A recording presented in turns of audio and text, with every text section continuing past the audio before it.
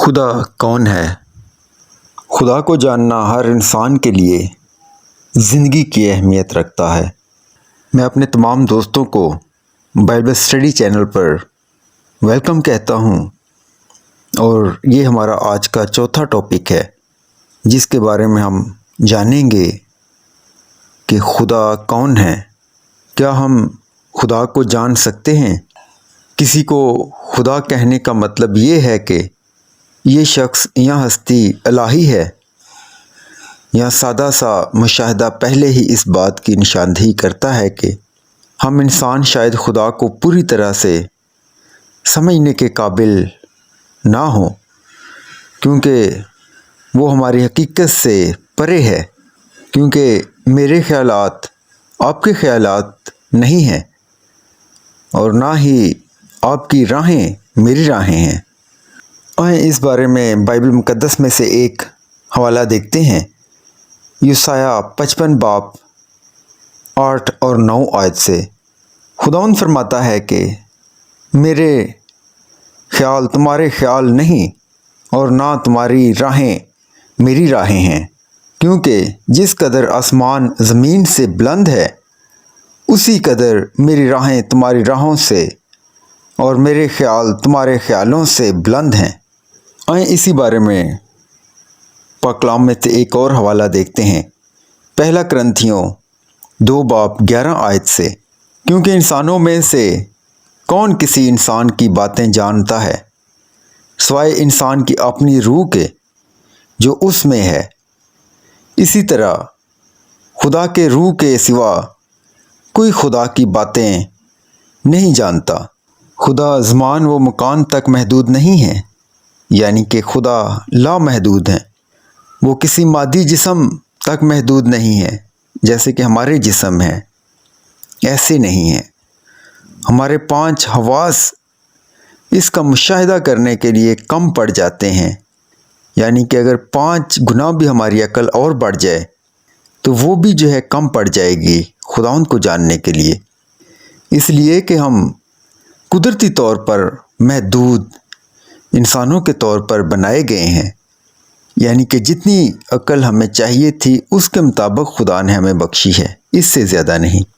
اور اس لیے کہ گناہ نے خدا کے بارے میں ہمارے نظریے کو دھندلا کر دیا ہے۔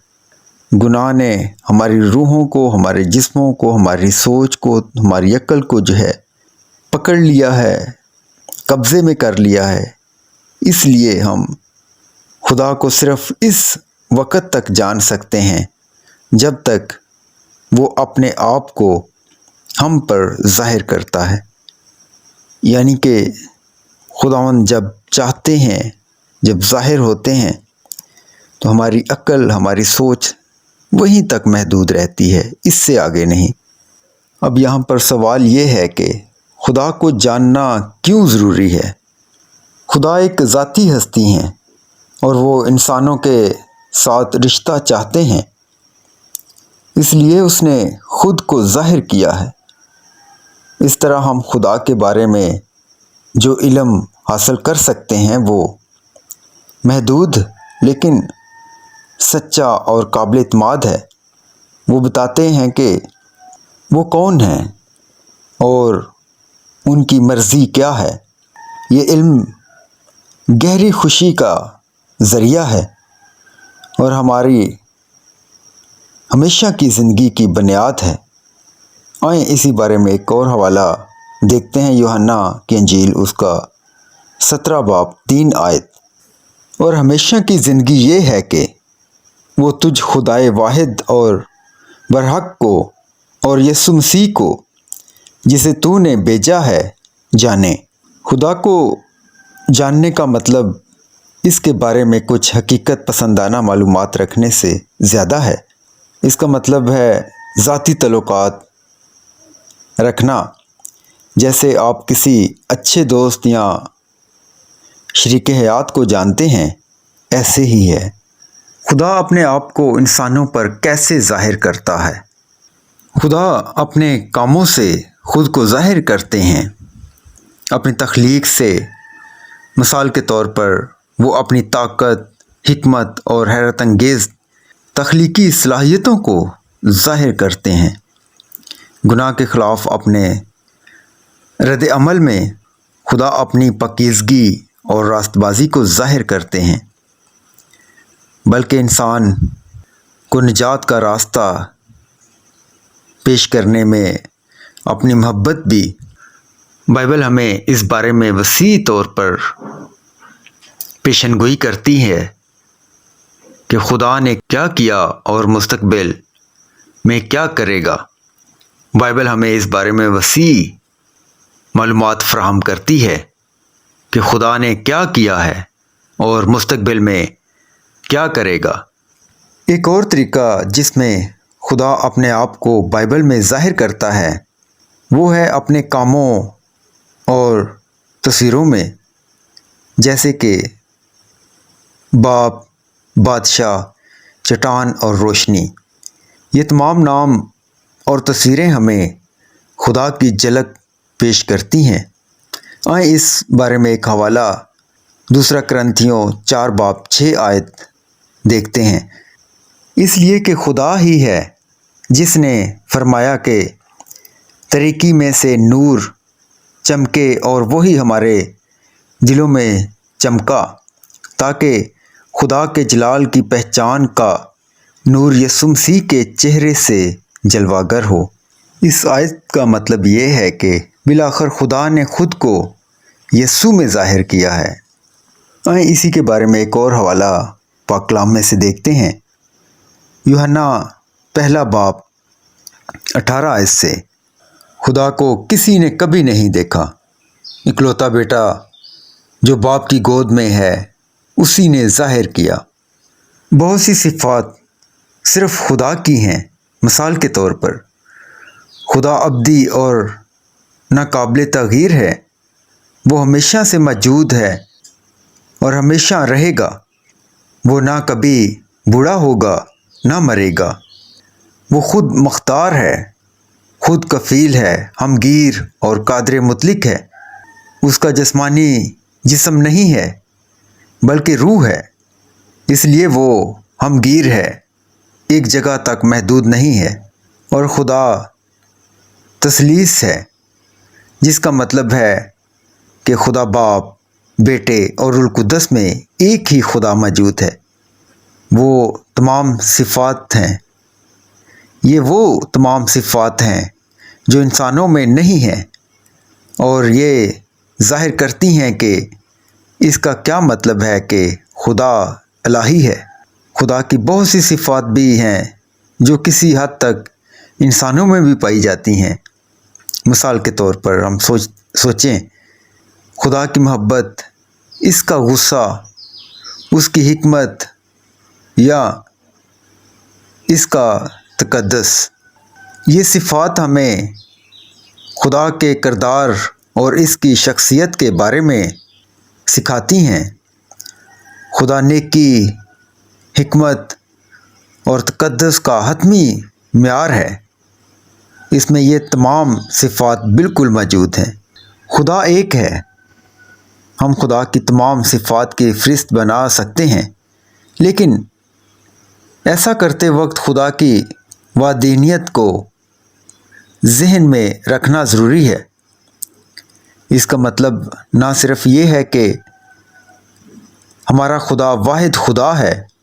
مثال کے طور پر آئیں اس بارے میں کلام مقدس میں سے استثنا 6:4 کو دیکھتے ہیں۔ سن اے اسرائیل، خداوند ہمارا خدا ایک ہی خداوند ہے۔ ایسا نہیں ہے کہ ہم صرف خدا کی محبت پر زور نہیں دے سکتے اور اس کی پاکیزگی کو نہیں بھول سکتے، یا صرف اس کے غضب کے بارے میں بات کر سکتے ہیں اور اس کی رحمت کے بارے میں خاموش نہیں رہ سکتے۔ یہ خدا کی غلط تصویر بنے گی۔ وہ جزوی طور پر یہ اور جزوی طور پر وہ نہیں ہے، لیکن یہ کہ جو کچھ بھی وہ ہیں وہ مکمل طور پر ہیں۔ خدا کے بارے میں متوازن نظریہ حاصل کرنے کا بہترین طریقہ یہی ہے کہ ہم پوری طرح بائبل مقدس کو باقاعدگی سے پڑھیں اور اپنے عالمی نظریے جو ہیں وہ تشکیل دیں۔ خدا ہمارا خالق اور جج ہے۔ خدا نے دنیا اور اس میں موجود تمام چیزوں کو بنایا ہے۔ اس نے انسانوں کو اپنی شبیہ میں تخلیق کیا، جس کا مطلب یہ ہے کہ انسانوں میں کسی بھی دوسری مخلوق جیسے پودے یا جانوروں سے زیادہ خدا جیسی صفات ہیں۔ انسان کا مقصد یہ ظاہر کرتا ہے کہ خدا کون ہے۔ کیونکہ خدا ہمارا خالق ہے، اس لیے اسے ہم پر حکومت کرنے کا حق ہے۔ ہمیں اس کی خدمت اور عبادت کرنی چاہیے۔ لیکن پہلے ہی انسانوں آدم اور حوا نے اپنے خالق کے خلاف بغاوت کر دی تھی۔ خدا اور انسان کے تعلقات کو شدید نقصان پہنچا۔ انسان خدا کی عکاسی اور تمجید کرنے اور زندگی کے مقصد کو مزید پورا نہیں کر سکتے تھے۔ وہ اپنے گناہ سے ہمیشہ کی موت حاصل کر لیتے ہیں، یعنی کہ گناہ کر کے وہ ابدی موت حاصل کرتے ہیں۔ آخر میں ہم دیکھتے ہیں کہ خدا نجات دہندہ ہے، اور پھر بھی خدا نے اپنی تخلیق کو ترک نہیں کیا۔ خدا بیٹا ایک انسان کے طور پر زمین پر آئے اور اس نے انسانیت کے گناہ کا فدیہ دیا ہے۔ اس نے یہ اس مقصد کے ساتھ کیا تاکہ جو کوئی اس پر ایمان لائے ہلاک نہ ہو بلکہ ہمیشہ کی زندگی پائے۔ جو کوئی بھی یسوع مسیح کو اپنا خدا اور نجات دہندہ کے طور پر مانتا ہے، وہ دوبارہ خدا کے ساتھ مل جائیں گے، جی اٹھیں گے، اور یہ خدا اور انسان کے درمیان ایک محبت کرنے اور ذاتی تعلقات پیدا کرنے جیسا ہے۔ خدا اس طرح انسانیت کا خالق ہے، اس کا مصنف ہے، بلکہ ان سب کا نجات دہندہ ہے جو اس پر ایمان رکھتے ہیں۔ مجھے پورا یقین ہے کہ آپ آج یہ جان چکے ہوں گے کہ خدا کون ہے، اور میں آپ تمام دوستوں سے یہ گزارش کرنا چاہوں گا کہ یہ ہمارا چوتھا لیکچر تھا۔ اس سے پہلے 3 ٹاپک جو ہے وہ ہم نے کور کیے ہیں، اور وہ بھی جو ہے ضرور سنیں تاکہ آنے والے مزید ٹاپکس میں آپ کو سمجھ آ سکے۔ Thank you.